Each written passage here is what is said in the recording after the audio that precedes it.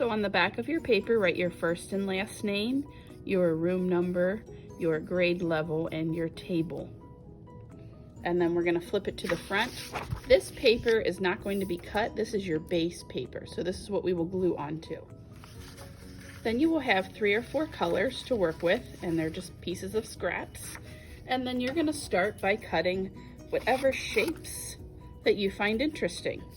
And then you can start laying them where you'd like them. So I do suggest going with bigger shapes to start, and then you can build smaller shapes on top.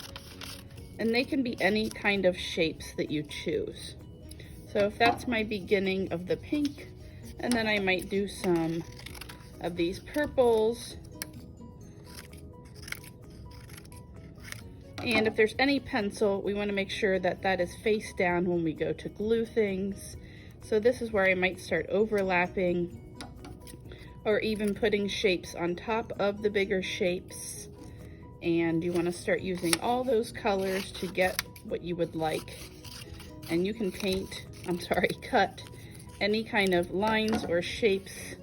And we're going to try to fill up that space as we work. And again, I'm not gluing yet, but I'm probably ready to start gluing some of these big ones. So I'm going to put some glue on the back of my pieces. Again, I'm not gluing on the table. I want to use the base as kind of my placemat, and then flip it over and place that where you want it. The glue will dry clear.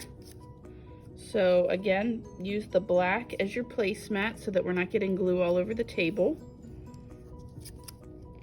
And then you can start gluing down some of these larger pieces.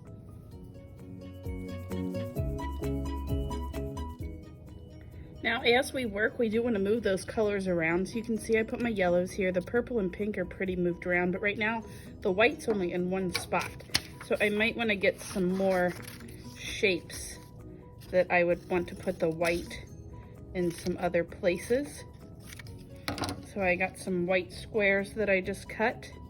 And again, overlapping, meaning I have a big, medium, and a small, and you can even go smaller, will really make that collage stand out so that it has lots of layers and it's not just a simple flat area. So now I'm moving that white around so that it's moving around my paper as I work.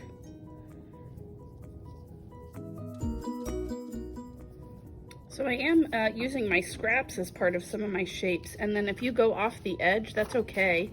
What you can do is just trim those off when you are finished putting that piece on to keep that on that black shape, which is our base.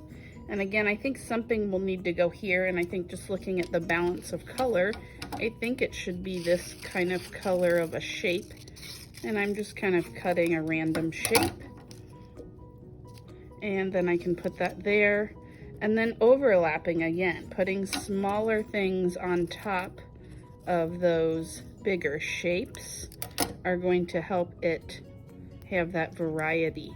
So I'm going to keep working. Okay, so you see that overlapping, putting other shapes on top of shapes. Now let's look at my scraps down here. So these are, you want to keep saving these in an envelope as you work because these are really interesting later. So I might want to glue something like this down somewhere else. So don't throw those away until we're completely finished. Like that might look good there.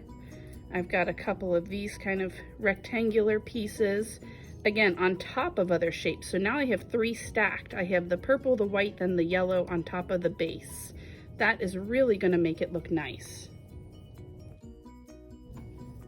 So we will work on this for a day or two with gluing and cutting and getting everything in place, and then each time we will put this on the drying rack to dry.